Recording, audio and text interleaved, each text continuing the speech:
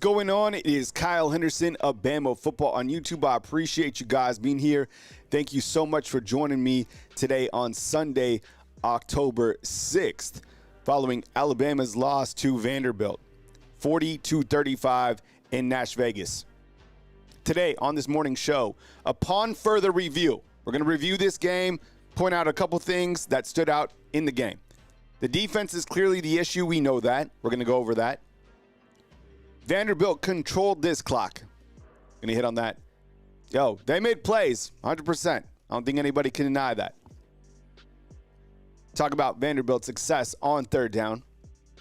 Rat poisoned, culture problem. We'll dive into it right here on Bama Football on YouTube. While everybody gets checked in, kind of hit on some high points in this game. It was a shocker that everybody in the college football world, ESPN headlines, everybody's talking about it. Vanderbilt defeating the number one team in college football. They jump up to a 13-0 lead on the Crimson Tide after driving right down the field in that opening drive, which I thought was kind of a glimpse of what was to come. I thought maybe Coach Kane Womack would make some adjustments. I thought the defense would, kind of settle in there. That never happened in this game. It was 7-0 after a 10-play, 75-yard drive that went 6 minutes and 14 seconds. That was really well executed. Then 13-0 after a pass that was deflected up in the air. Vanderbilt makes a play, 13-0. Alabama comes back, nice little drive, 3 minutes and 41 seconds to make it 13-7. Vanderbilt fires back on a long drive.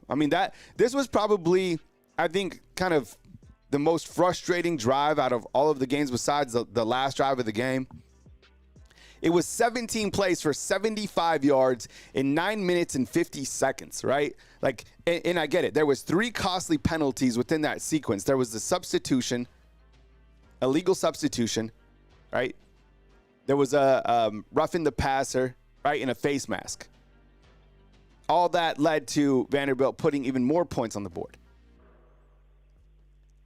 So let's talk about this because it was clearly the defense, all right? So I'm going to point out some things. Don't be shocked by what you see, all right? Warning, this might piss you off when you're looking at these defensive numbers, but these are fact. This isn't even opinion. This is fact, okay? All right. Quarterback for Vanderbilt, Pavia, he's 16 of 20 for 252 yards, all right? 80% completion percentage. That's the highest since Steven Garcia back in 2010, right? Vanderbilt rushed the football 54 times in this game for 166 yards and 2 touchdowns. 418 yards of offense by Vanderbilt. All right? I don't know what has happened. I'm open to suggestions just to kind of have some dialogue here. What do you think has changed? I know there's a lot of information kind of tied up into this graphic, but there's kind of a lot to dive in when you look to the defense. In the last 6 quarters that Alabama has played, what changed? Because there was a time in that first half against Georgia where I honestly thought that this was it, that this team was everything that we thought it was going to be and more, that they were an absolute buzzsaw on really each side of the football and that no one would be able to touch them. Today, I don't know, considering that a lot of teams lost within the top 10 or just outside the top 10, I don't know where to rank this team. Do you rank Georgia above this team? We'll talk about the rankings later on. I guess it doesn't matter.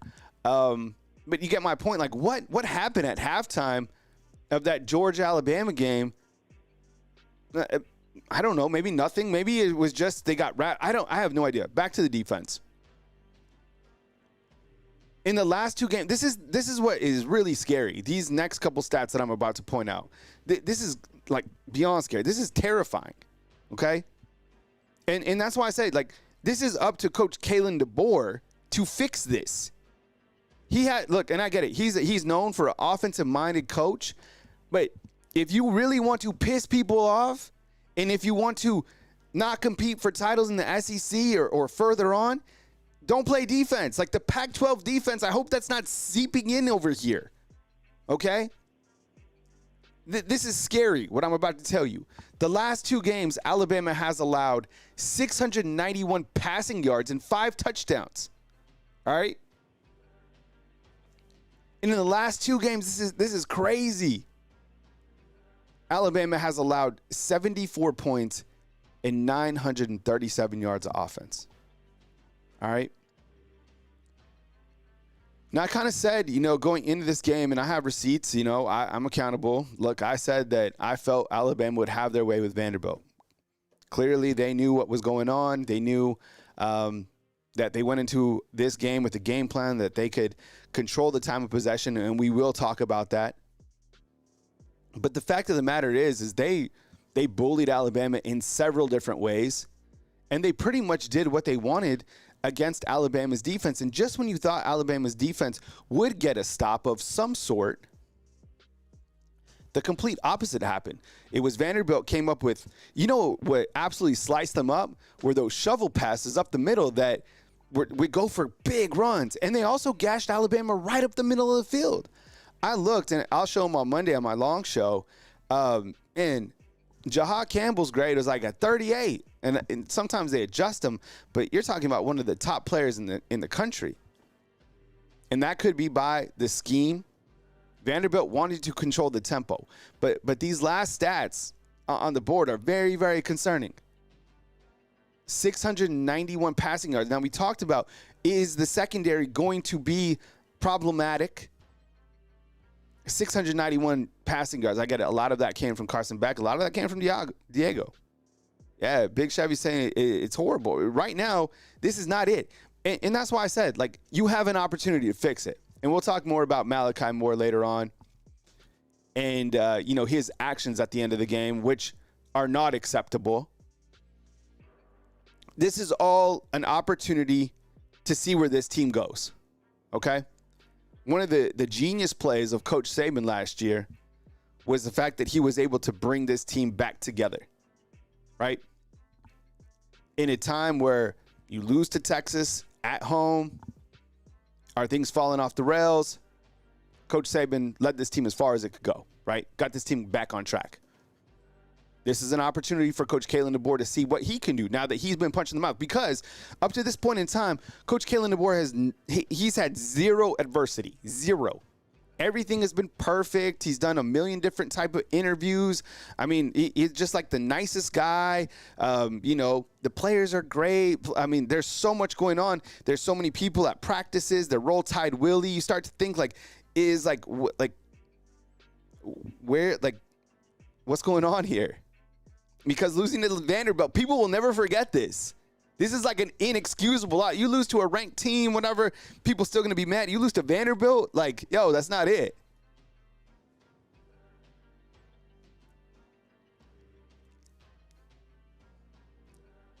All right, Vanderbilt controlled this game. All right, this is one of the things that they wanted to do, right? And it is gut check time. Noli, what's up? Noli D3, I see you inside the comment box. It is gut check time, and it is do or die time. This is a perfect opportunity in the early part of the season where you can say, hey, where do you guys want to go? You guys want to, do the dancing and stuff like that after we're still losing the game? What are we celebrating? Celebrate and do that after you've won the game. Vanderbilt wasn't done. They weren't done. Vanderbilt was still winning the game and still had control of the game. And speaking of controlling the game, yeah, and I get this. A lot of people pointing to the fact that Coach Saban lost. I don't think one thing equates to another. This is now. And I think, with the amount of power that the players have, it's you start to look kind of within the program. Is something going on? I don't know. Maybe it's too early. I mean, Irk is saying culture's too relaxed. I mean, doesn't seem to really get too mad. Again, it's early. But I don't know.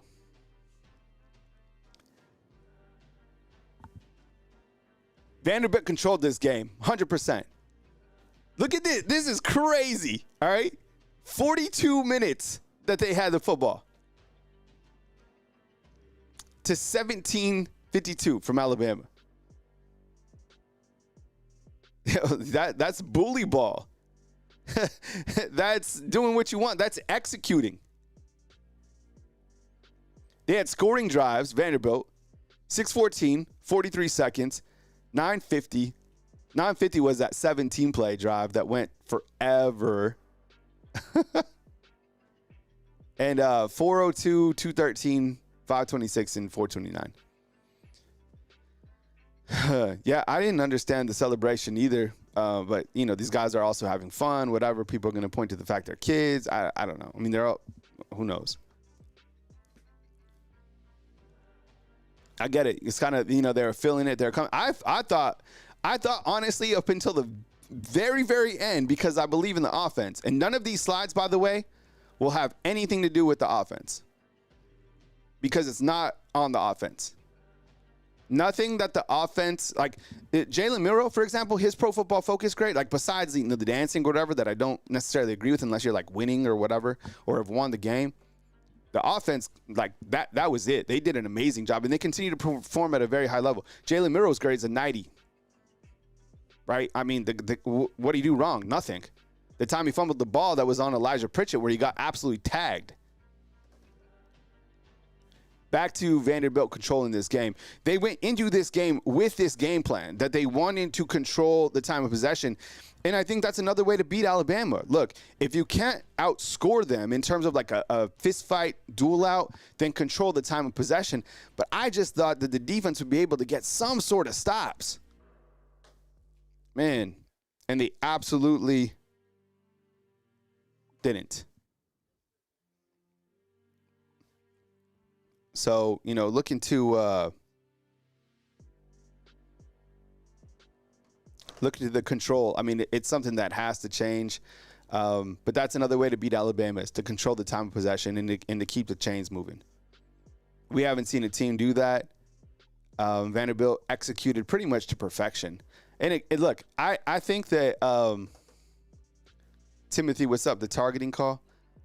What was the targeting call? Let me know inside the comment box. I think if these two teams play again, Alabama beats Vanderbilt 9 out of 10 times. There's no way that this Vanderbilt team's ever to beat Alabama again. But the game plan, they executed for yesterday, and they got it done. They're not going to play again this season. What they did yesterday, they executed to perfection against Alabama. They saw holes that they could take advantage of in the defense, and they made plays, which leads me to my next point. All right. They made plays. Yo, let me ask you, Undefeated, everybody watching inside the comment box, yes or no, was that the hardest hitting team that you've seen in a little bit, this Vanderbilt team? Yo, I don't know if that, it didn't seem like, oh, you're talking about the Kobe Prentice play in terms of like that being targeting. I don't know, like the two defenders came, like targeting calls are so challenging sometimes because it's like a bang bang play. Anytime you have your helmet, clearly it's pretty easy to see. I'm just more concerned about Kobe Prentice because, man, it looked like he lost consciousness to me, but then came back and he looked really woozy. So like thoughts and prayers out to that kid. We all love Kobe Prentice, and I'm sure he's going through concussion protocols. I don't even think we got an update on him. But look. Yes or no, was that the hardest hitting team so far that we've seen?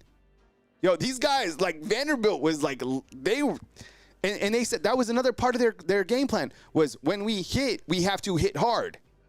And they did. Man, yo, Josh Cuevas got tagged. It looked like he got his wind knocked out. The play with Kobe Prentice, that was, bang, bang play. They tagged Jalen Milroe. He fumbled. There was a couple. Ryan Williams got absolutely popped on a pass that was, up in the air. Man, and he popped right back up. He got hit. There was like, Vanderbilt was hitting. Man, that team was physical. In the games that I watched, and they look, that team's been in some battles. Coach Saban said the most difficult team to play is a team that's lost 2 games. He's like, they still have pride in performance. Damn, that was crazy.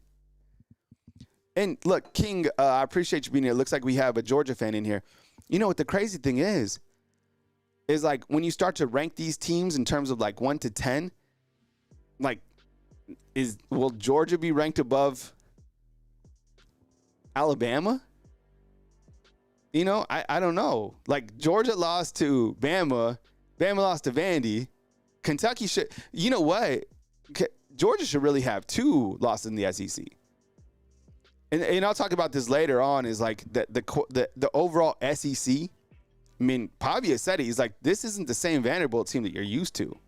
He's like, with NIL and the transfer portal, he's like, this isn't the same.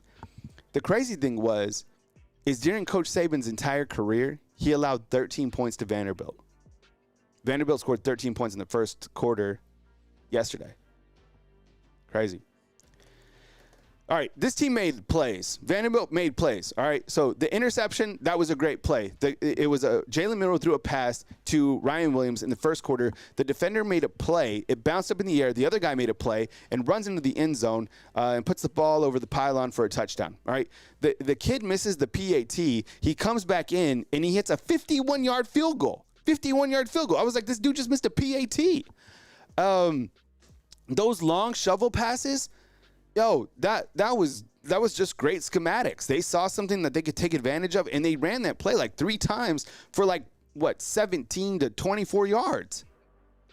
And there was a lot of times, especially on that first drive, where Pavia made throws like escaping the pocket, in downfield for 17, 20 yards. They kept the chains moving, right? Another thing that I noticed is that turf was slippery. Everybody was slipping on that turf.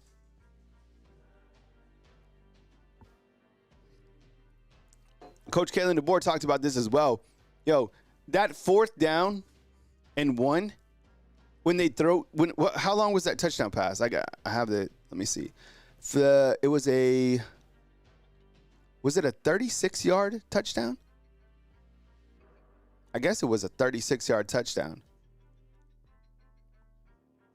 But the 4th and 1, I couldn't believe that. And both each of the safeties were beat. Maybe that's why Malachi was so pissed off, because the safeties were absolutely beat. That was a hell of a throw. Great call. They obviously continue to see stuff that they wanted to take advantage of. And there was a couple times, too, where Alabama's corners were out of position again. And I think if you play another accurate quarterback, he's able to hit on that. But I don't know if they can do this in the college level. Quincy, what's up, man? Kyle, I told you last week, the USF game, if they had a quarterback, would have won. I feared Georgia would come back. Yeah, I mean, they did their thing. The big sack on Jalen Milroe made a good play on defense, too. Elijah Pritchett got beat off the edge, and, man, Milroe got absolutely tagged. Fumbles the ball, and like I said, they absolutely brought the boom. Oh, they brought it. They were absolutely hitting. All right, this was crazy because I had been talking about this leading up to the game. Is Alabama's third down defense came into this game as the #1 third down defense in the country. Like, there was some ridiculous stat that, out of all these third downs, that it was 17% or something like that you would have an opportunity to get a first down. Vanderbilt pretty much did what they wanted in terms of getting first downs on third downs against Alabama. They were 12 of 18, and they kept the chain moving, specifically in late game situations. Like, this team, there was the last drives when they basically, ended up going to victory formation, they were able to move the chains. That's good play calling for Vanderbilt. That's lack of adjustments on Alabama's defense. It's hard for me to believe that Vanderbilt's offense is better than Alabama's defense. Like, that doesn't sit well with me. And Blessings is like they ran the same plays. It did seem like a lot of their plays were familiar. I haven't done like my full rewatch, and I don't know if I will. It wasn't like, and that's what I say in a lot of different games. You kind of lose some games, and you might go back and you're like, was it because of this play or the offense or something like this? That game was too easy. It was the defense. You'll see none of my slides today from my Sunday show will have anything to do with the offense. There's some question marks I have about the offense. Like, the thing that is really bothering me about the offense, but, I get it different situations, is like they don't necessarily use the running backs. I mean, Justice Haynes, the guy, They don't really use him. I mean, he had 6 carries, yesterday. Jalen Milroe had 5, right? Like, and I get it because, maybe they're playing behind. But those are the questions that I have for, like, the offense. But overall, I mean, the offense, they were productive. They moved the chains. They scored when they had to. It was never like a offensive concern of mine. It was this game is just the defense. I still can't believe they were 12 of 18. I mean, you look at the last 2 games where the issues are, right? 12 of 18 and 5 of 5 against Georgia and 4th downs.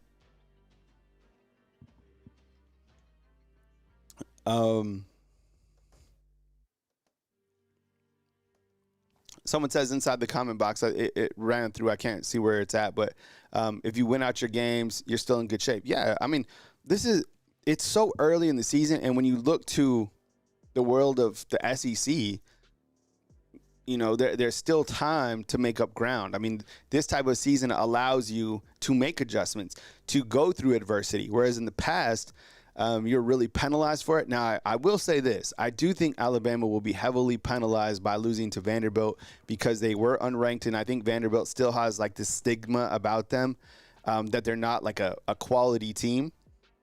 And I think if you get to the back end of the season, whether Alabama is able to make the SEC championship or not, and you're kind of looking at those final 12 teams, they're going to be like, well, Alabama lost to an unranked Vanderbilt team. And I think they are always completely judged to a different standard. If Alabama loses to a ranked team, it's still a big deal. They harp on this again and again and again. We've seen it in the past. But losing to unranked Vanderbilt with this loss will really affect them. So, and they know that, and they have to turn it up. And now is an opportunity that, you turn up. And I don't, this is what's concerning, like, when you look down the road, is the fact that Nash Vegas is not like Neyland Stadium. I mean, I know Tennessee lost last night, and we'll talk about that here in a minute. It's not like Death Valley. It's not even like Oklahoma. It's not even like the atmosphere of an Iron Bowl. Or at least that game's at home, right? So, I think there is cause for concern, clearly. And right now, it's the defense.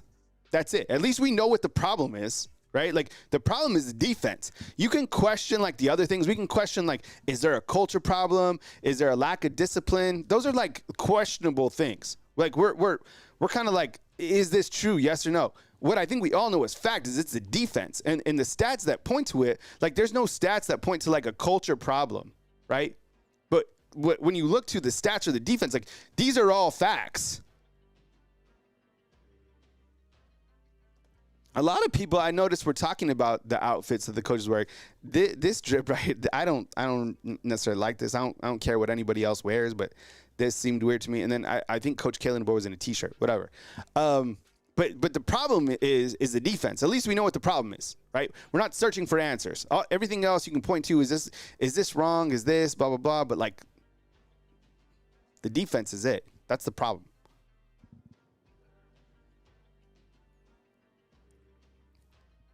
Which leads us kind of to the next point, right? These are some of the questions now we're asking, right? We know it's the defense is the problem. We know that. That's the biggest problem. Now, these are other questions that we can just, these are all hypothetical, right? We don't know. So let me ask you inside the comment box. We'll go one by one when you can say yes or no. Will you guys give me some feedback inside the comment box? You guys ready?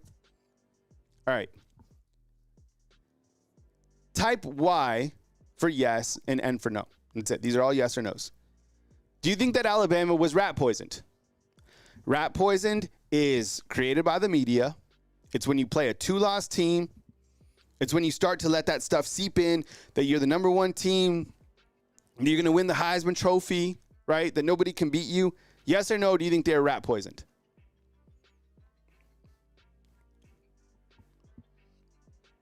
I think we have one no, a couple no's, and some yeses. So we'll say like 60% yes. See, I would probably, as weird as it sounds, I might say I might say no. I think the rat poison game, if they would have won this game, is coming next week against South Carolina. And here's why. I think that they were prepared to play this game, and I think they were excited to kind of ride that momentum. I think they were out-coached. And I think that Vanderbilt just had a better game plan than them. But I'd say at least 60%, maybe 70% say rat poisoned. Okay. Terrence, what's up, man? I appreciate the super chat. Thank you so much. I think we had another super chat up in here. I appreciate it. Egan Spangler, thank you so much, man. Appreciate the super chat. You guys supporting the show right here on Sunday, October 6th. I got the Minnesota Vikings and the Jets here. Aaron Rodgers is my super flex quarterback. He's already thrown like 3 interceptions in the game. Okay. This is something that I'd like to ask you. Let me try to frame the words correctly. And I think it's going to hit every single program. Do you think that Alabama has a culture problem? Yes or no? Do you think that there is a culture problem at Alabama? What a culture problem is to me, and I think it could impact a lot of different programs because of the NIL. I would imagine that there's, a group, maybe several, that are making more money than some of these other assistant coaches. And I found this to be really concerning yesterday. Okay, there's a good mix of yes and no's. And I don't know. I'm going to say no for right now. But like Malachi Moore yesterday, and this was in the post-game interview, they were asking, Coach Kane Womack was telling Malachi to get off the field. And he didn't listen to him, right? And then we all saw what Malachi Moore did after, in the later part of the game. Coach Kalen DeBoer speaks about it in his post-game press conference. But I wonder, with kind of like the dancing or the jewelry or all this stuff that's happening now that you do have NIL, and, you basically have to make sure that these players are happy. Otherwise, they hit the transfer portal, right? You have to pay them or else they hit the transfer portal. I don't know. Jimmy Clay, what's up, man? I appreciate you. Yeah, thanks for the positivity, man. Going to be fine. I don't know. I think it might be too early to know if there's a culture problem. It doesn't seem like it to me. It seems like this team is pretty close. But I am concerned about this, though. With Malachi's actions last night, which I don't agree with,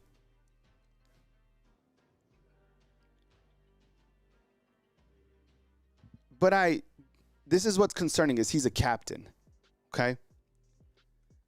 And attitude reflects leadership.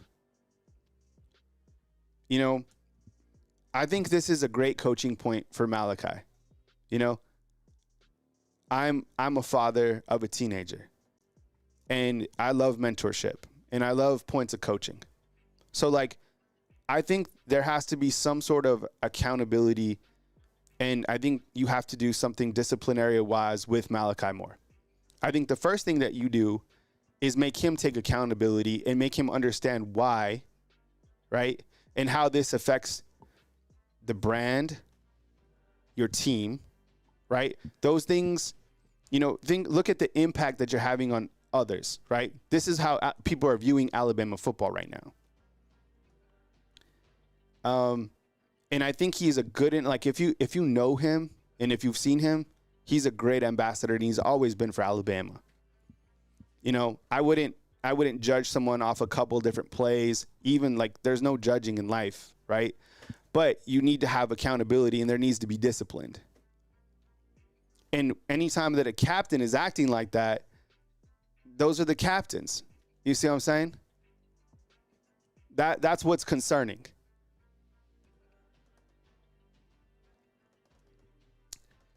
And that's kind of why I ask you about the culture problem. And it doesn't seem like a lot of people feel that there's a culture problem. I don't know. I'm going to say no for right now. And I'm going to give it to the coaches to be able to kind of put everything back together. Now, if they can't, and this stuff continues, then yeah, it's a culture problem. I think it's just too early. And Bama Red's right. Spoiled players suck, for sure. You got to be able to have kind of that alpha mentality when you're the coach and be like, yo, this is it. This is my team. This is the organizational structure. Right? The players are not as high as the coaches.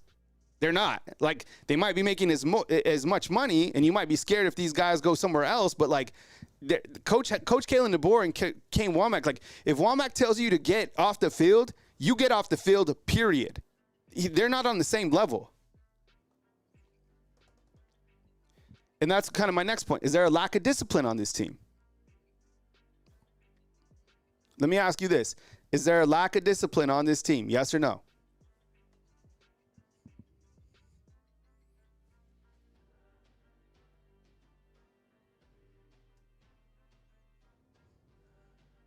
Yes or no? Is there a lack of discipline on this team? And it might tie into the next, to my last point. Garrett's saying yes.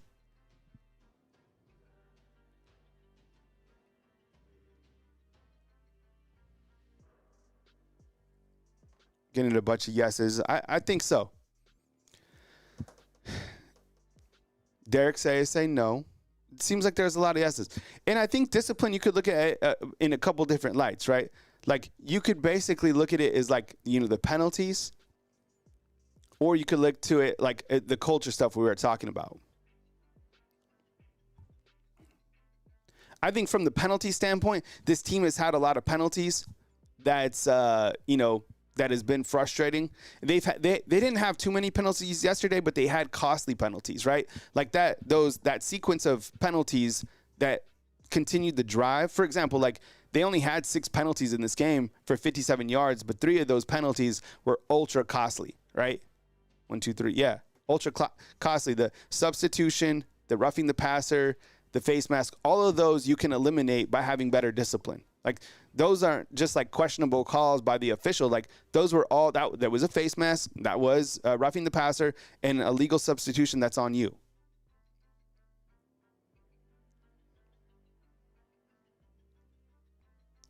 And Nova, I think that's a good point. How can you judge off one player's actions? That's what I'm saying. I don't think there's an issue. I think, and the reason I bring it up is because he's a captain. But as Coach Kalen DeBoer said, he's frustrated. He was better in the locker room. And I think they will have a way for him to take accountability, because you can't have that when you're a captain. You can't have that when you're representing Alabama, right? And if you know him off the field, that is not his character, right? Dude, like, the guy is a winner, but he does. There has to be discipline taken 100%, because that was unacceptable. Jimmy Clay in with another super chat. I appreciate you, man. I support Coach Kalen, and you'll see a lot of continued support, which there should be. This is just a growth period for this coaching staff and for the players.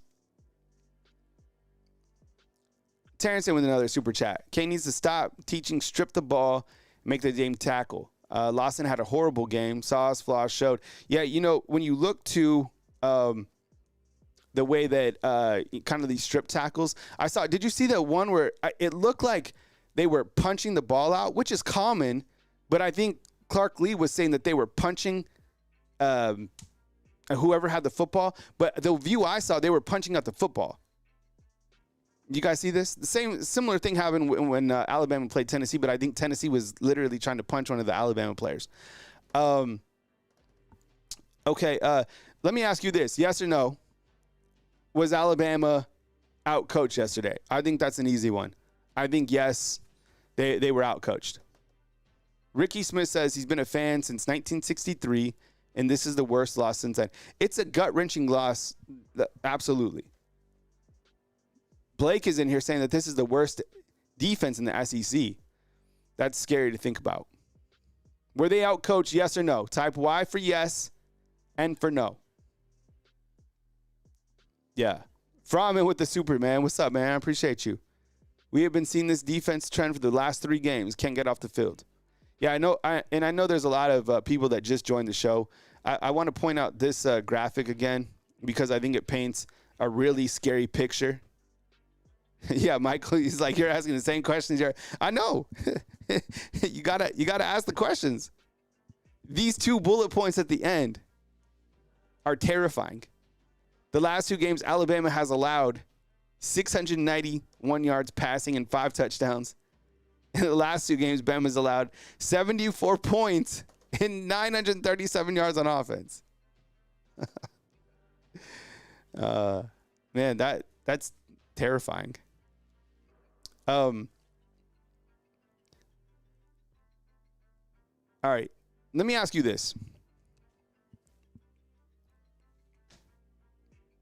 In terms of the quality of the SEC, how are you feeling about it?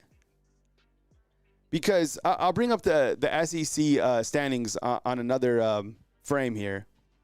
But what do you think about just the quality of the SEC? I mean, Kentucky almost beats Georgia.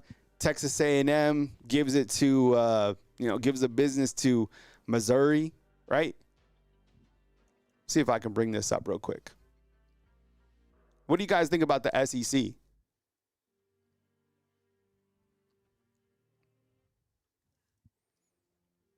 And as you know, this year, it's the 1 versus 2 in the SEC. So I'm going to bring up the SEC standings in just a second. I'll go full screen on this. So currently, this is how the SEC looks. And clearly, it's not the same as the Big 10 or whatever that conference is called, the Big 12. Like, this is a deep conference. All right. Texas A&M, with their win over Missouri, they're now leading the SEC because they have a 3-0 record. They're 5-1 overall. Then you have LSU, you have Texas, Arkansas. They beat Tennessee last night. Yo, the SEC is crazy. Crazy. Georgia. There's Georgia down there. There's Alabama. Look at these teams in the SEC. Look at this. A&M, LSU. Look at their records. Ole Miss, man. Ole Miss, I guess I would imagine they're ranked in the top 10 again after everyone lost, right? They're 5-1. Missouri's still 4-1. Oklahoma is 4-1. This is a battle. Tennessee, I was just asking you guys this week if you thought Tennessee was absolutely elite. I said no. A lot of people said yes. I said I needed more data points. Man. Woo. Vanderbilt. They're 1-1 in conference play. Look, and then there at the bottom, his baby brother. That's crazy. Look at this. And let's see. So Alabama still has to play LSU. Let's see. Missouri, Oklahoma, Tennessee, South Carolina, and Auburn. So, man, wild. Blake's asking, is Bama elite? No. I think they have they can be elite. But I think if you're elite, you have to have a good defense. This team does not have a good defense. All right, so let me ask you something. All right, everybody, this is for everybody inside the comment box. Okay. How the hell do you rank the top 10? All right, I don't know. How do you rank the top 10? I mean, number 1, Bama lost. Tennessee lost. Missouri lost. I couldn't watch the Miami. I went to sleep. I saw that Cal was winning. I figured something would happen weird. Cam Ward, late game heroics, leads his team. Miami should have 2 losses.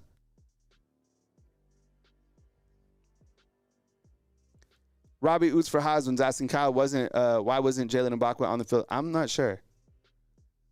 That's a good question. Missouri lost. I wasn't believing in them. Michigan lost. USC lost again. Man.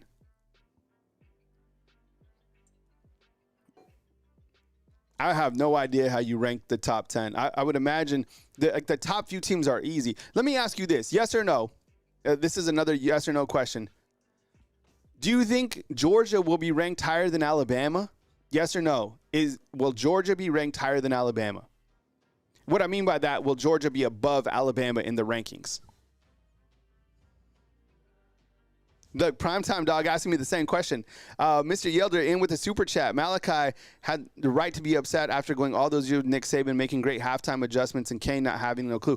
And that's kind of what I was also thinking about Malachi too. And I think I was talking with my dad after the game about this, and I was like, I wonder if that's kind of him screaming out about being frustrated about, kind of where things are with the program, right? All right, so I asked, will Georgia be ranked higher? And everybody's saying yes.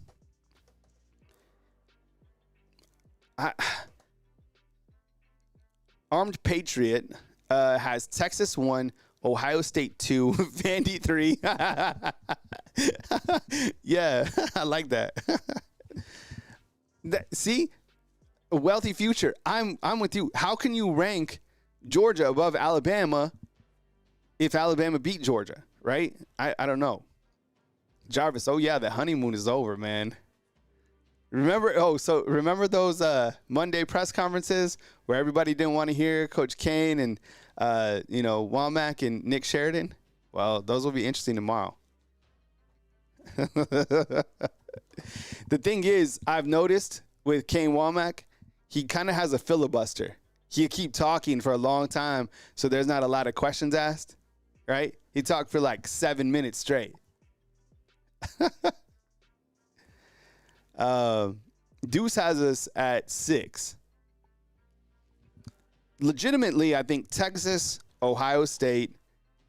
I still feel weird about putting like teams like Oregon and Penn State up in the top 5. I would imagine they might be. I don't know, where those teams are at. Let me show you this. Let's look at this graphic real quick. Because when you look to the next, few games for Alabama, there's games that, are concerning considering they lost against Vanderbilt. All right, so you lost to Vanderbilt up at the top, 40-35. Next up, you play South Carolina. I don't even know what the line is on that game. Jarvis, do we have an early line on this game between South Carolina and Bama? And then you go to Tennessee. I mean, I don't know. Tennessee just lost. Because the last time Alabama was up there, everybody knows what happened. Then you play Missouri, who also just lost. Then you're open, and you play LSU. Wealthy Future has it Texas, Ohio State, Oregon, Bama, Georgia. Yeah, I don't know where they fall. Oh, you know what? You got to rank Miami. Like, I think Miami will be 4. Right? I don't know. Like, I'm not saying that they're like a 4 team, but I think they will be 4 in terms of like the rankings. Right? So, Texas, Ohio State, Miami up there. I don't want to put Oregon there. I don't know. I watched them Friday night. I wasn't like overly impressed with them. Maybe I'm wrong. I don't know. That was rough though. To watch those games.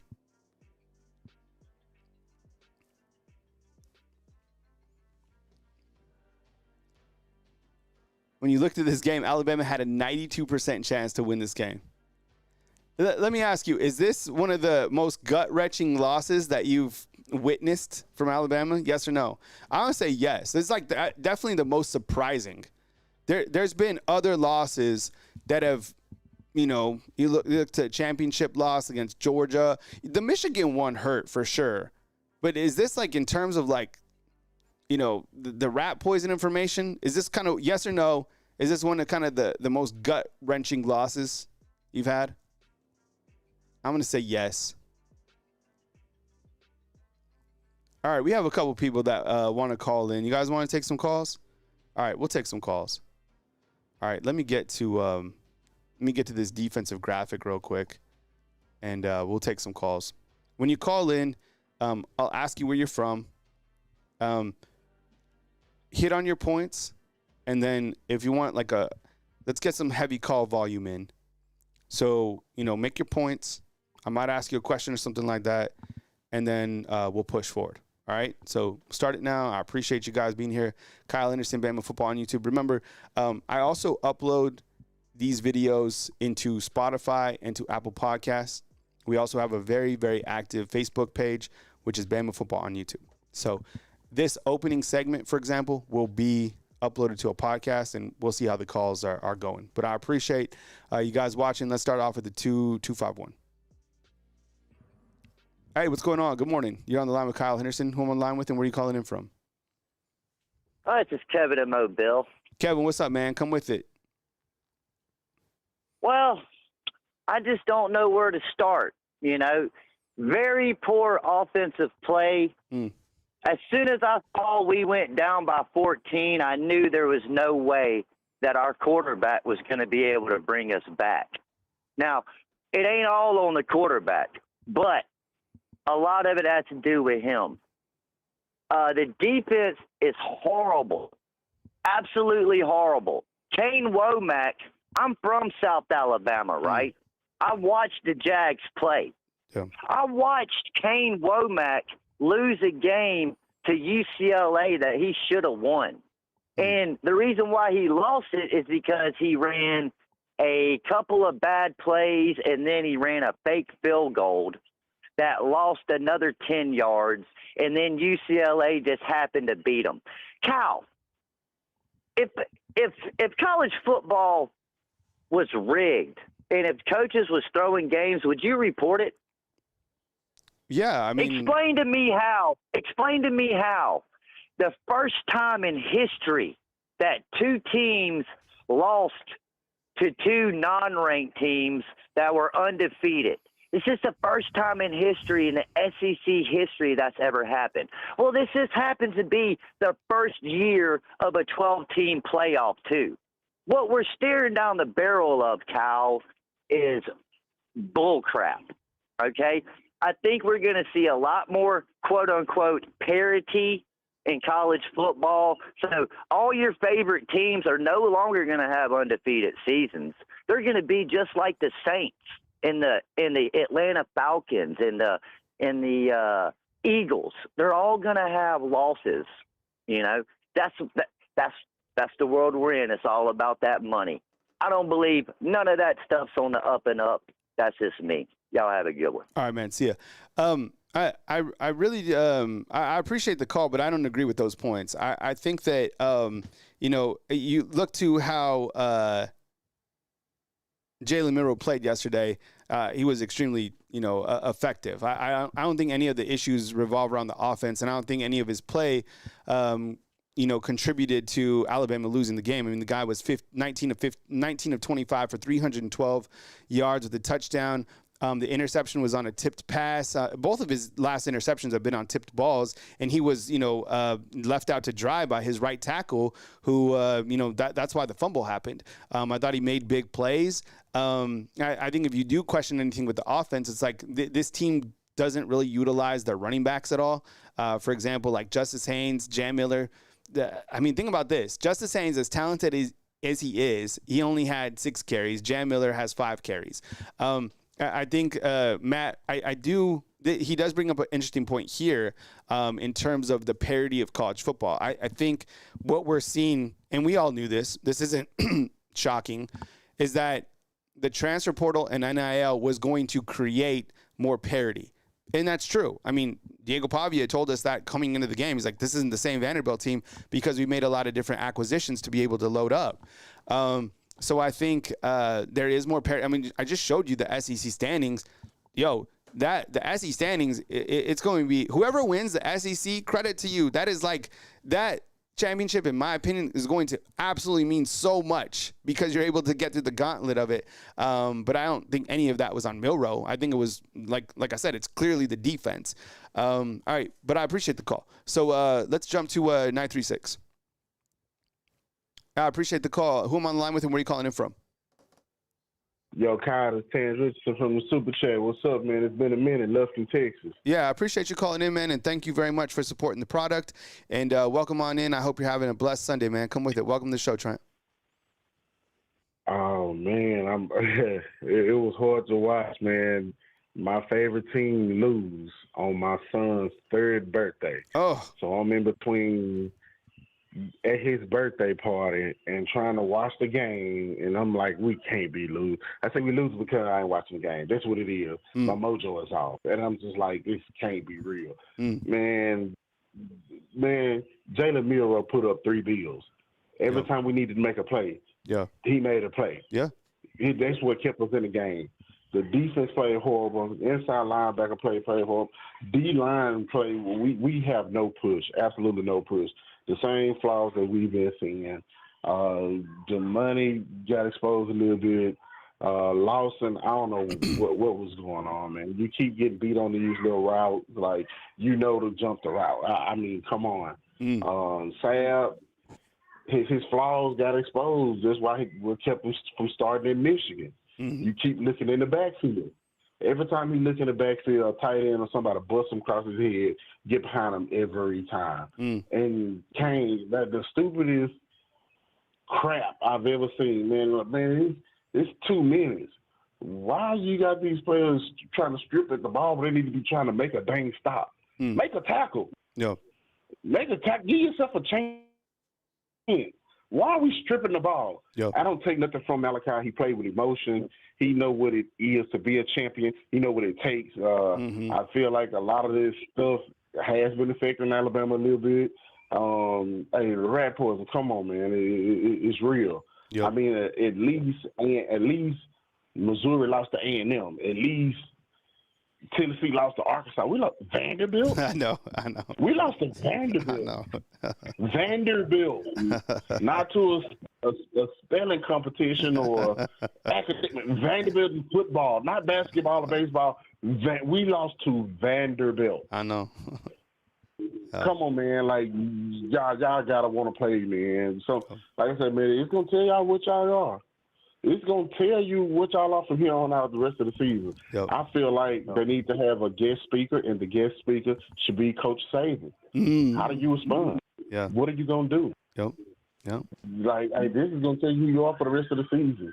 They like the flashing lights, the limelight, it done got to them. That's why Coach Saban stayed traditional. So, hey, I know for a fact tradition won't change me. But once you get exposed to this extra limelight, hey, look at what happened. You get complacent. That's what Coach Saban always talked about. He preached about it. He's seen it. That's why he's the GOAT. He sees stuff that he adapts and adjusts to it. You know, people say, oh, he could adjust. No. He's seen what it was coming to. I do feel like the transfer portal is doing what it's supposed to do, and college football has made college football even. I mean, it's Vanderbilt. Vanderbilt had good players. If you go back and watch their 2 games, Vanderbilt could easily be 4-4. They got a nice defense. They have a nice scrappy squad. Kentucky, a nice scrappy squad. South Carolina, scrappy squad. Arkansas, scrappy squad. The transfer portal is doing what it's supposed to be doing. It's when people misuse the NIL. It's what corrupts college football. Transfer portal, I can see what it's supposed to do. I'm okay with it. But, man, Roll Tide, forever Roll Tide. Bama, I don't see how y'all lost to Vandy. Hey, in the trenches on defense, we got to step up. Linebacker play in the middle, we got to step up. Sab, stop looking in the backfield, man. Every time you look in the backfield, they hit you across your head. Pritchard, you're doing the same crap that got you pulled at the beginning of the game. Like, come on, tighten up over here on the right side of the O-line, man. You getting Jalen Milroe, you can't ask for a better. He did what he's supposed to do. He played ball. Roll Tide, roll, man. All right, man. Appreciate the support, man. Catch up soon. See ya. All right, my boy Trent Richardson. And by the way, happy birthday to your son. I know. So happy birthday. I know Yeah, Alabama lost on his birthday, but still blessings on blessings.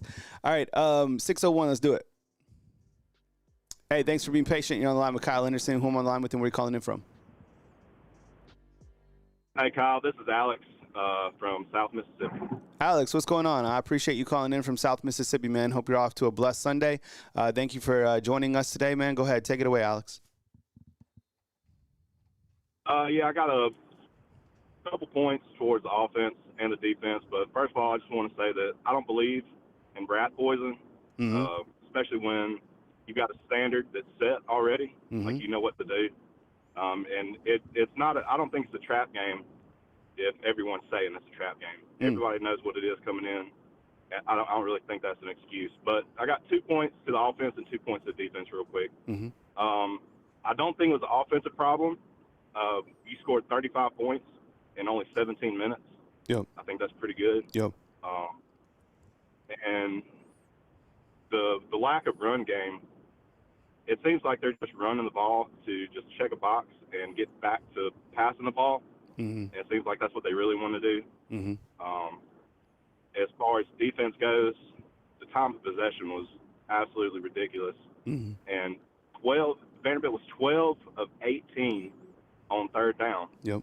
Like, how do you get in position to have 13 of 18 third down drives? And I mean, you give up 12 of them. They just couldn't get off the field. And the defense, it seems like they just have trouble with the mobile quarterback. I don't know if it's scheme or the player types that we have with Womack coming in. I don't know if their body size or athletic size are just not a fit. I don't know. I mean, if he's going to have, I don't know if he's going to have time to recruit his type of players to fit his scheme if he doesn't fix things. But that's where I'm at with it. Looking forward to next week, man. Roll Tide. Yeah, Roll Tide team, man. I appreciate you calling in, man. Thanks, Alex, calling in from southern Mississippi. Take it easy, man. Enjoy your Sunday. 205, you're up next. Hey, what's going on? You're on the line with Kyle Henderson. Who am I on the line with and where are you calling in from?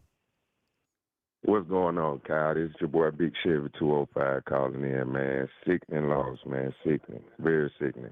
All right, Big Chevy 205, man. I appreciate you calling in, man. Welcome on to the show, man. Come with it. Thank you very much for the support, man. Come on. Man, I think we could not avoid the rat poison.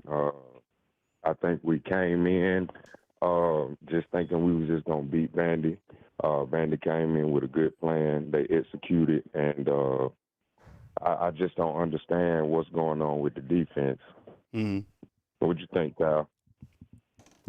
Yeah, I mean, I think on the positive side is that at least we know what the problem is, right? Like sometimes you go through the season, you kind of like point to different things. Like all these things that I have on this backside of this slide, these are all things that, you know, are like, could it be? Could it be the rat poison? Could it be culture problem? We don't know any of these things. Quality, we don't know any of that. But I think we do know it's the defense. And I point to that reason because when I bring up the slide, exactly these last 2 points, they're terrible and they're terrifying. 691 passing yards in the last 2 games and 74 points in 937. So at least we know what the problem is. So I think in life, when you know what the problem is, it's easier to create solutions for. And that comes from not Coach Kane Womack, but from Coach Kalen DeBoer sitting down with Coach Kane Womack and maybe, I don't know, an outside source. I mean, there's a pretty good defensive coordinator that has, or a former one that has an office up at Bryant-Denny. And you start to go over, you know, schematics and you're like, okay, this is what we need to do with the personnel that we have to be able to make a change, because if we don't, playing on the road against Tennessee and against LSU is going to make you wish you were back in that Vanderbilt game. Exactly. So, you know, that's kind of how I feel about that. The call-in line, by the way, is 205-850-1994. But I like the positive side that we do know what the problem is. Jarvis says that Alabama opens up as a 21-point favorite on South Carolina. Thanks for the heads up. Big Chevy, go ahead, man. What else you got? Yeah, man, I just want to give a shout-out to the offense, too, man. Offense, we had a couple of flaws, but I point our fingers at defense, man. We couldn't stop. I don't even think we got one third down stop at all. Every third down they converted on. And when you got your defense on the field like that and we have an explosive offense the way we have, you can't match that, man. Offense put up enough points to beat Vandy. We should have never even been struggling with Vandy from the beginning. Yep. 100%. Yeah, good call, Big Chevy. I appreciate the support, man. I always see you in the comment box, man. So thanks for calling in. I appreciate you. Yes, sir. Roll Tide. All right, roll Tide to you, man. Yeah, time of possession. You start to look at ways that teams could beat Alabama. Like, how can you beat Alabama? Like, right? What could you do? I think a team that can outduel them in terms of, like, pound for pound scoring, and then a team clearly, if they can play time of possession football, literally what Vanderbilt did, right? So the time of possession and move the sticks. I was just so surprised that they were able to get so many conversions on third down. I mean, that credit to Vandy. And it's not like they just sat down. Like, Diego made some plays, man. The guy was running around, keeping it, and the receivers made plays too. They just outplayed Alabama yesterday, and they had a good game plan, and they executed. 919. Hey, thanks for being patient. You're on the line with Kyle Henderson. Who am I on the line with, and where are you calling in from? Garrison, man. I'm calling in from Tampa, Florida. All right, Garrison, I appreciate you calling in from Tampa, man.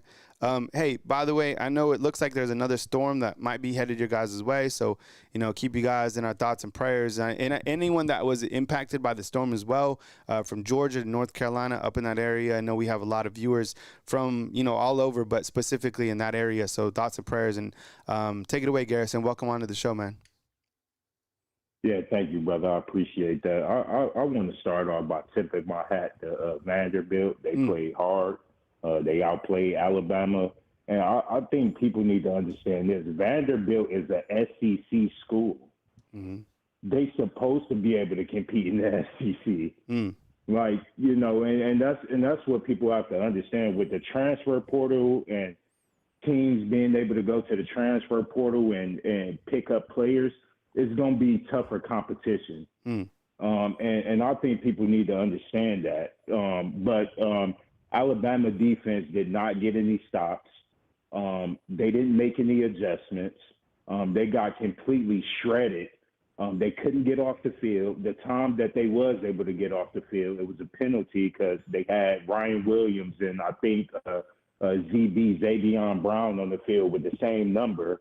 So they after that, it was just complete, just terrible. And I wish Coach Kane Walmack would have made adjustments. When you run in a 4-2-5 defense, we have no pass rush whatsoever. I don't know what it is, but we are not getting to the quarterback at all. And that's not like Alabama. For the years that I've been watching Alabama, we have had tremendous pass rushers, and those guys are in the NFL now, but we have no pass rush on the edges whatsoever. We cannot get to the quarterback. I even seen that problem in the Georgia game. We was not getting the Carson back at all, and that's why he lit us up in the second half. So the defense is definitely something that needs to be fixed. I would like to see offensively, I think the offense is explosive, but I would like to see them incorporate the run game more, run the ball on first and second down, try to get the run game established. I think we have a good offensive line, but we definitely have to mix it up as far as run and pass. But the defense got completely shredded yesterday. And like you said, I think it's early enough in the season to where they can fix it. But we have to get some pass rush. We have no pass rush whatsoever on the edges at all. So, yeah, I think that we need to get it fixed in those areas. And running the 4-2-5, they came out in like a wishbone set, like the whole second half. It's kind of hard to stop that if you're not playing disciplined football. If you're not disciplined in gap control, it's hard to stop that. They can run so many different variations off that. They can pull it, the quarterback can run it, they can give it to the running back, they can RPO it. It was just bad yesterday for the defense, and hopefully they get it fixed next week when South Carolina come to town. But I want people to understand we living in the time of a 12-team playoff now. Every game is going to be more competitive now. You just can't sleep on teams like Vanderbilt and teams that were so low in the SEC now. Every game is going to be competitive now. We in the 12-team playoff era in the transfer portal era, and I think the transfer portal helped teams like Vanderbilt, who's been terrible for years, who can't get recruits. You know, they are getting guys. The quarterback is That quarterback is great, man, for Vanderbilt. He's a good player, tough player. You know, he transferred in from New Mexico State. Mm-hmm. So like we live in the era of the transfer portal. So teams that people think, oh, we supposed to just beat them by 50, it's not going to happen like that. Yeah. You have to come to play every week. Yeah. That's just what it is. And they're in the SEC. They're going to compete. People who thinking that, oh, Vanderbilt, they're so terrible, they're not going to compete. That's a lie. It's the SEC. They're supposed to be able to compete. They're not I would see if Alabama lost to an FCS school. Vanderbilt is a Division I school in the SEC. So thank you, Kyle, for your time. All right, man. Thanks, Garrison. I appreciate the call in, man. All right. Garrison from Tampa. And again, thoughts and prayers for anyone that might be impacted by this next kind of wave of storms. We're always keeping you on thoughts and prayers. And I appreciate you guys being here right here on Bama Football on YouTube. My name is Kyle Henderson. I appreciate you guys being members of the channel. If you would take a minute to become a subscriber, and if you want to become a fan funder for $2.99, I really appreciate it, as well as super chats. Everything goes a long way, but if you're just here, hit the thumbs up. And thank you very much. I have a lot of gratitude to be able to talk Alabama football, win or lose.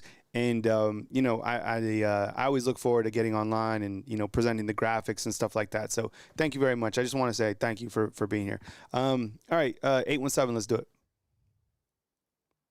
Hey, what's going on? You're on the line with Kyle Henderson. Who am I on the line with and where are you calling in from? What's going on, Kyle? This is Blake from Midland, Texas. All right, Blake from Midland. I appreciate you calling in from Midland, man. Thank you very much. Hope you're off to a blessed Sunday, and thanks for joining the show. Go ahead, Blake.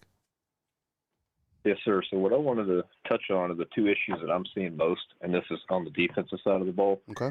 But it seems like the players are showing a lot of the lack of energy, and then on top of that, we're getting lack of adjustments and a poor scheme on the coaching standpoint. Mm-hmm.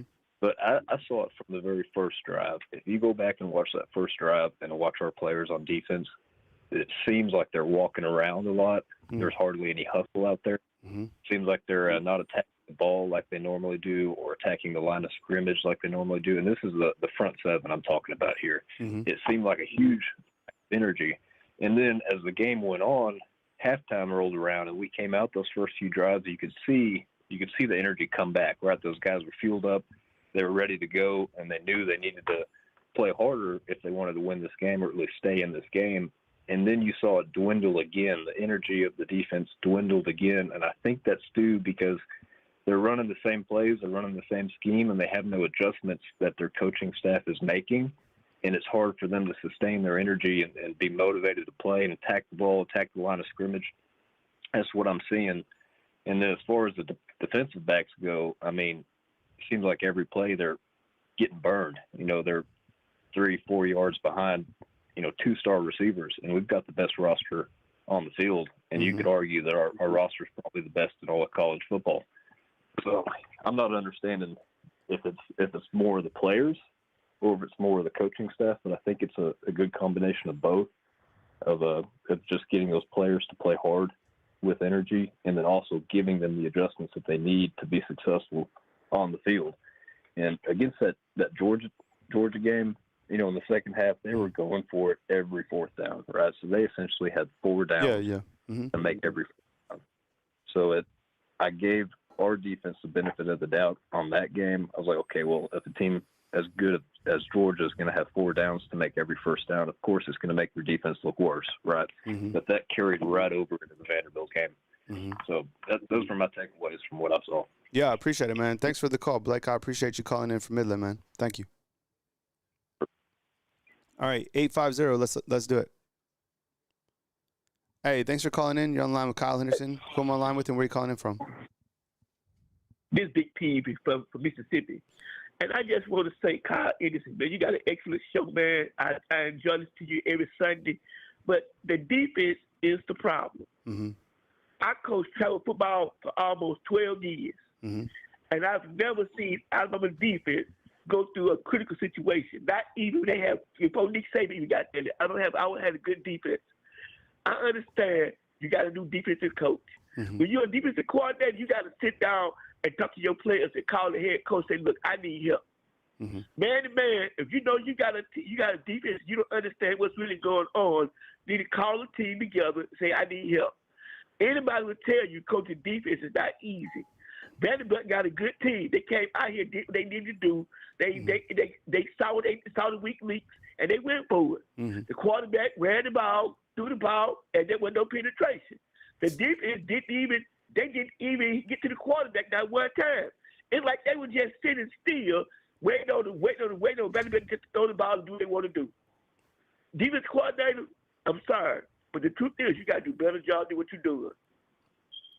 Yeah, Big P calling in from Mississippi. Yeah, I think so. I mean, and for those, what have you seen from the offensive side? Because I know we've had a couple callers, actually just one in the beginning, that was kind of pointing the finger to the offense, which clearly isn't the issue. I think, the offense has done what they needed to do. And in fact, I wanted to hit on one point. I know I've been kind of critical of utilizing the running backs, and I get it, like the schematics and the timing of the game or whatever. But the one play that I did like that I haven't even spoke about yet was, I guess you could call it a gadget play or whatever, when Ryan Williams came off on the kind of the end around.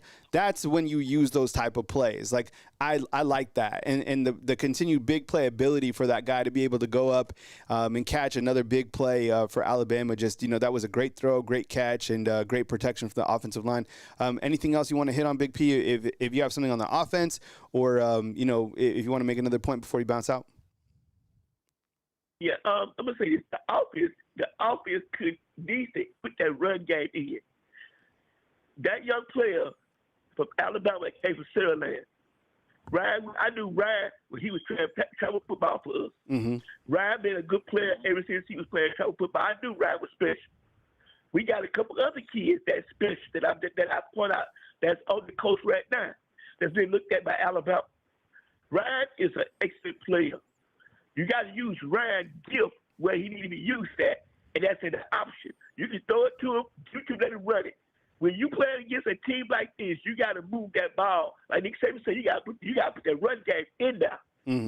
Alabama have Cadillac Williams. They have so many good running backs. You got to slow the tempo down sometimes so you can make the game, make the clock move so you can keep the game in flow. When you throwing the ball so much, you get to throwing the ball, you risk a team to come back on you just like that. I've been a part of state championship teams for almost a decade. With Blunden, Viagra, LaFleur, BC Rang, all these top-notch schools around Alabama. So I've seen them come and go. But Alabama has a good football team. They just got to sit down and calm down and stop trying to be so perfect and just take it one game at a time. Nick Saban always said, one game. I bet he said one game at a time. Don't never go over, just stay average. As long as you stay average and put the pedal to the metal, you'll come out good. Take it one game at a time.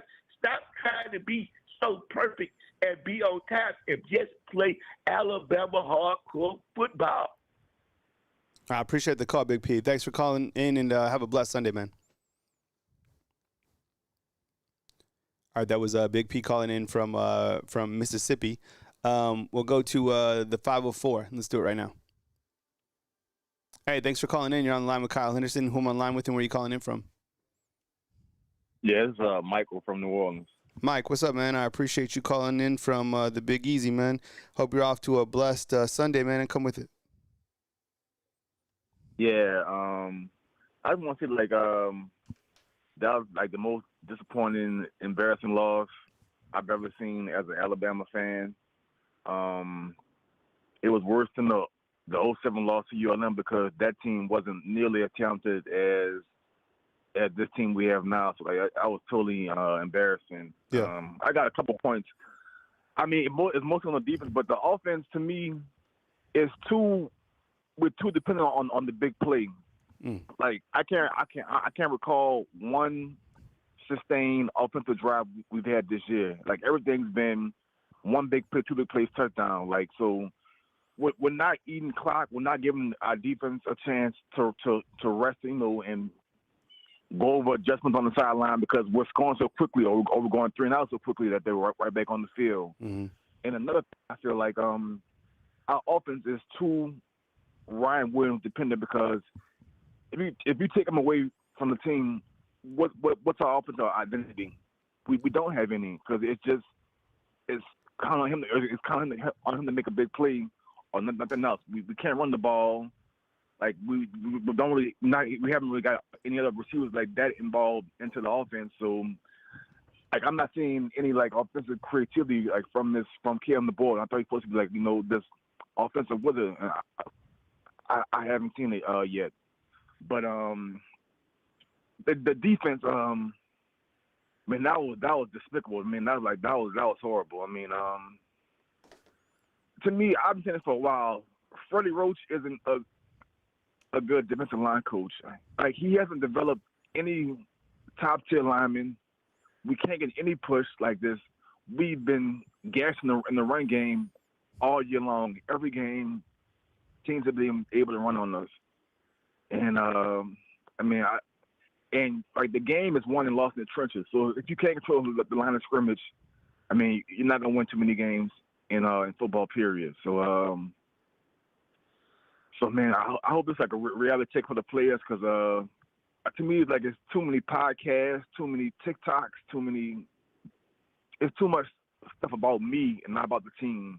And I also heard this on some other podcasts. They were saying that like even during like meetings with coaches, like they're still playing like music like during the meetings, like while coaches are talking. So like to me, it's like it's a lack of discipline. It's like maybe like we're too relaxed now. Like we have to give the players like too much freedom. Well, they're not really focused on football. They're focused on too many things and not focused enough on like the task at hand. So that I still can't believe what I saw yesterday. Like I was like it's a total embarrassment. Like for Alabama as a whole.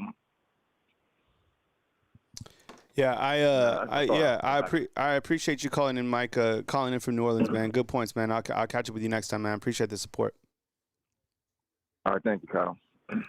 Mike brought up a interesting point in regards to because I know a lot of people have been pointing to that Louisiana Monroe loss that Coach Saban had, but he brought up a good point. He was like, this is worse because the talent that this team has.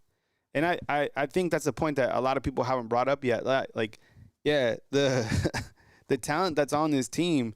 I mean, you took over literally the best team in college football. You have the best resources in college football. I get it. There's some other teams that are trying to stack on, but like in terms of like what you have, like in the players that you have and the quarterback that you have and the defensive captains that you have, like this team was loaded and still loaded to make a run at the national championship.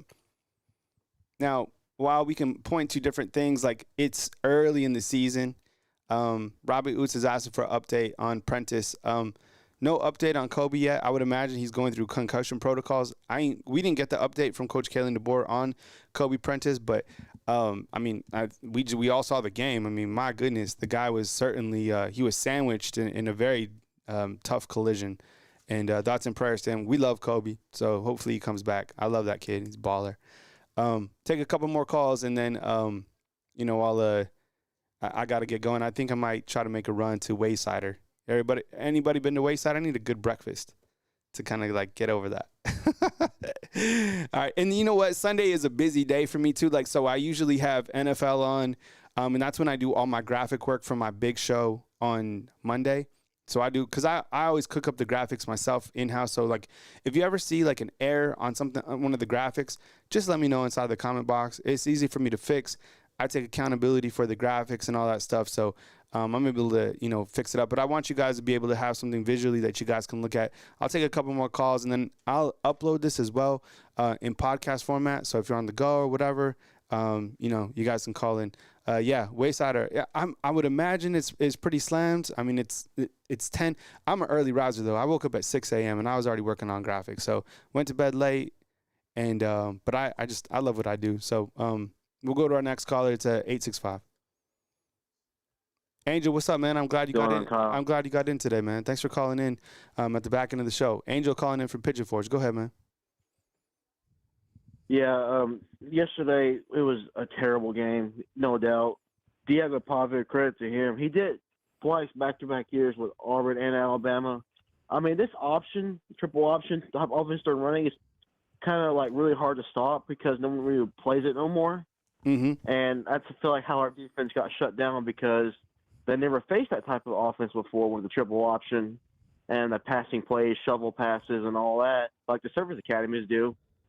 Like it wore our defense out. We're prepared to win for this game, and Kane Walmart needs to do a better job for this team making adjustments at halftime. But man, I feel bad for Malachi Moore. He really, even though he's a captain, he still left it out there on the field, and it's I feel bad for him because he could have left. He could have got more money, but he stayed to make sure this team was ready to go for the next chapter after Saban was gone. Mm-hmm. And it's really upsetting because emotion gets the best of you, yes, but it's not just him; it's everybody else on the defense not doing their job. Because I was furious yesterday. I was like, why is everyone else not doing their jobs? Keon Sabb is like, couldn't find him anywhere. He didn't show up. I mean, Xavier Brown, I mean, he really couldn't do nothing.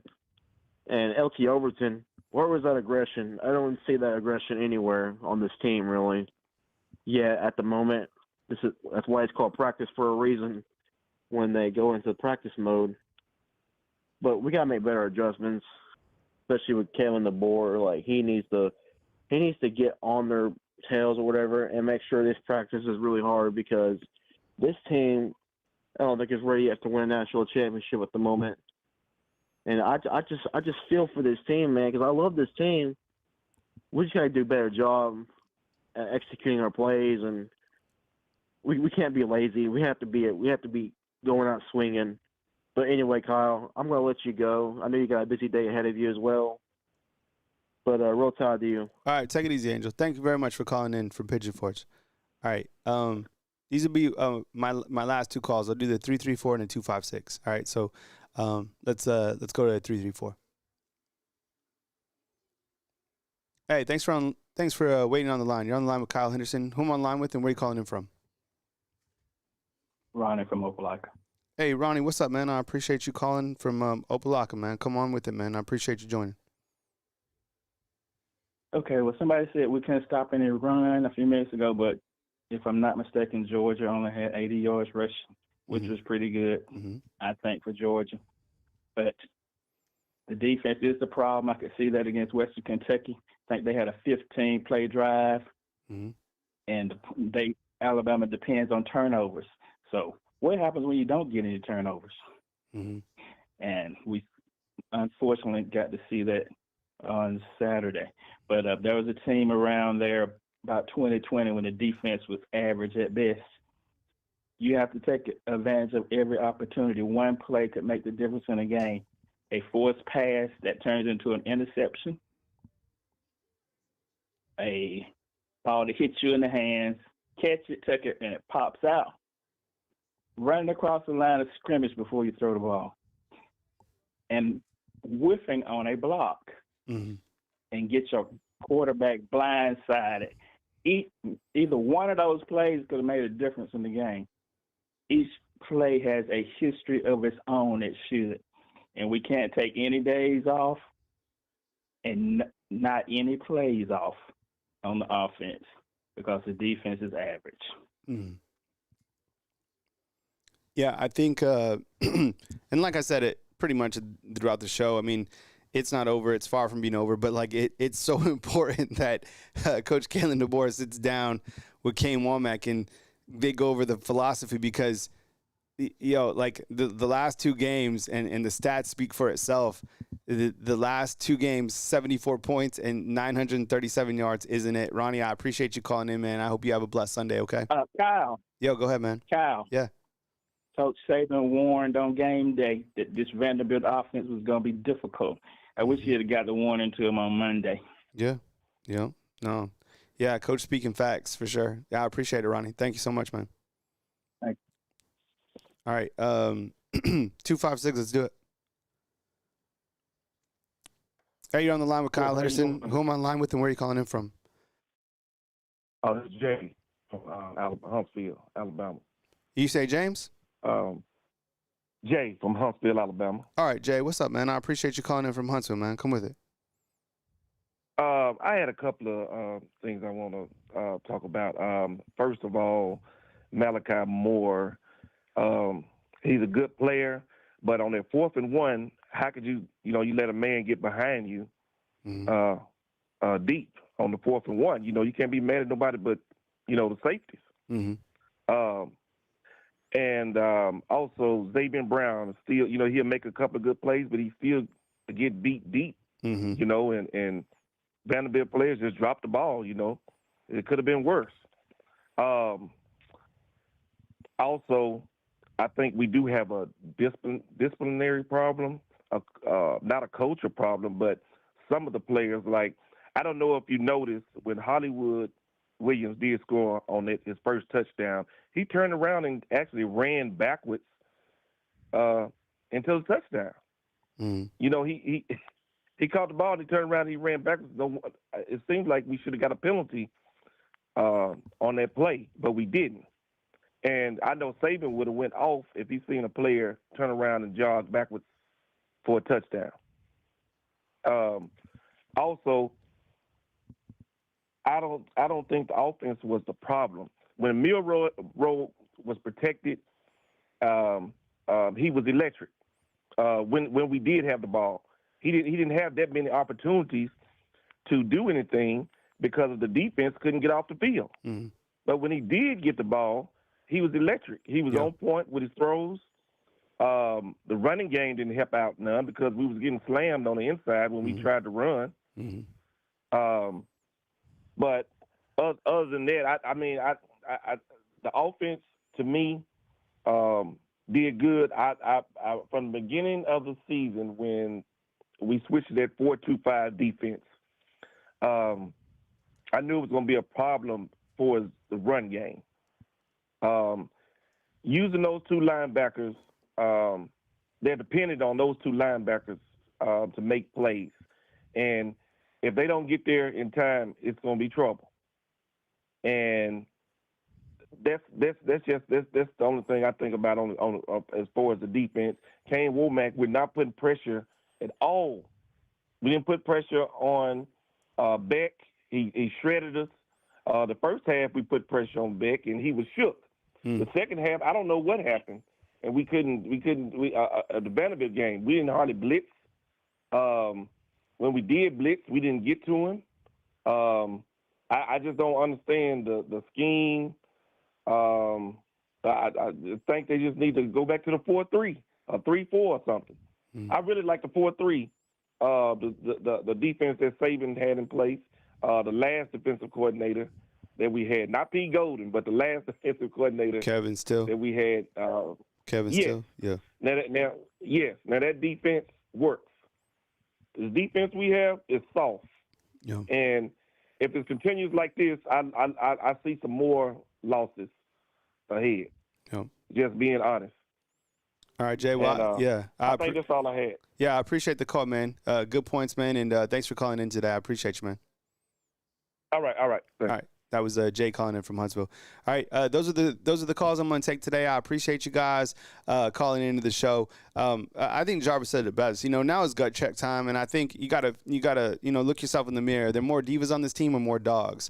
Look, I still believe in this team fully. I thought because of the offense and the weapons that you have, this team is in every single game.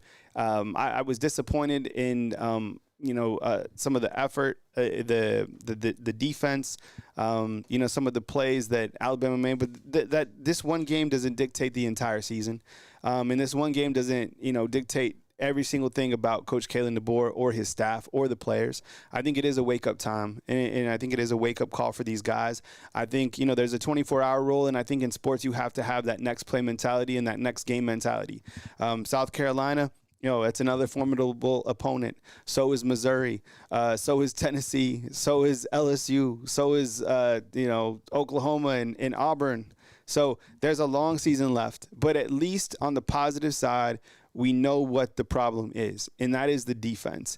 I know there's a lot of different opinions about what it could be or, discipline or whatever it is, but I think it's the defense. Let's start there. fix the defense, and if it continues to be something else, then we can dive into that too. But there's too many playmakers on this team, and I think that Coach Kalen DeBoer, he'll be able to get this team back on track. I just, it was an embarrassing loss.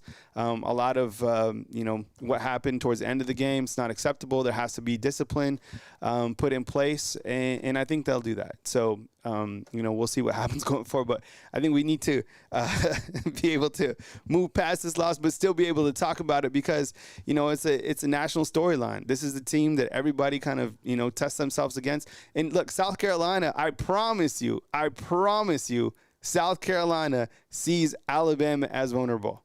I promise you, they feel that they can move the football against this defense. So we'll see what happens on an 11 a.m. Don't oversleep this game. Like, I'm telling you, South Carolina's coming in, and they are hungry. All right, everybody in the SEC is looking, and they're like, we can move the football against Alabama. I don't know if you can stop it, but they can move the football. So fix it up. I appreciate you guys joining the show. Thank you very much for the support, the continued support, the super chats, being a fan funder. We have a very active Facebook page, Bama Football on Facebook, where you can interact with us. Also available on Spotify, Apple Podcasts, all that stuff. So yeah, you gotta want it. So this is an opportunity for gut check time. I appreciate you guys for being here. Thank you so much for joining the show. I hope you guys have a blessed Sunday. I hope it's restful for you. For those that might be impacted by this upcoming storm, our thoughts and prayers out to you. And also those that were impacted by the last storm, thoughts and prayers out to you. If you're going through anything out there that might be even unspoken or whatever, like, we get you, all right? And our thoughts and prayers are with you. Have an amazing day. Be good people. We will catch up with you soon or as news happens right here on Bama Football on YouTube. I love you guys. Thank you very much for being here and for, joining the show today.